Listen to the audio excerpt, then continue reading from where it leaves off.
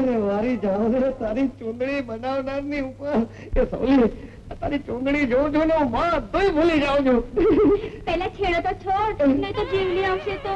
તો ભલે ને આવે, હું કઈ જીવલી થી બીવું છું અને જીવલીને મેં કઈ મારું જીવન ખત લખી દીધું છે? અરે ગાંડી, હું તો મન ભાવે ત્યાં મોજ કરું, સમજી ને? હવે જો એક કામ કર, તું રાજમાતાને જઈને ખબર આપી આવ કે મહારાજ પરદેશ જવાની તૈયારી કરે છે.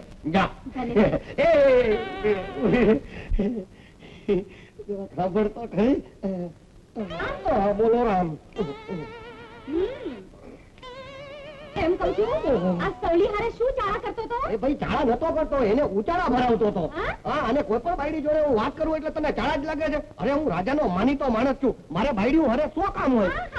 અરે પણ આ બાયડીનું શું કામ હતું? તેના કાનમાં વાત કરવા ચોટો તો? અરે કહું છું જીવલી, શંકા ન કર. સાચી વાત કીધી એટલે શંકા લાગે છે. પણ આ શંકા નથી, કુશંકા છે. કેવી શંકા છે?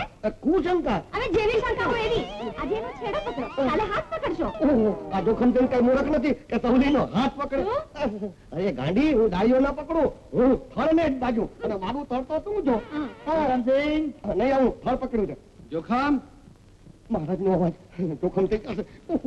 આવો મહારાજ. અરે તું હજી અહીંયા આટા મારે છે? મેં તને માતાજીને સંદેશો દેવાનું કહ્યું હતું ને. હાજી, પણ એમાં મોટું જોખમ ઉભું થઈ ગયું. મારી ભાગા ભાગી વેર ઝેરના કોઈ પાર ન રહ્યા. પણ આપ ફિકર ન કરતા, આપનો સંદેશો માતાજીના કાન સુધી પહોંચી ગયો છે.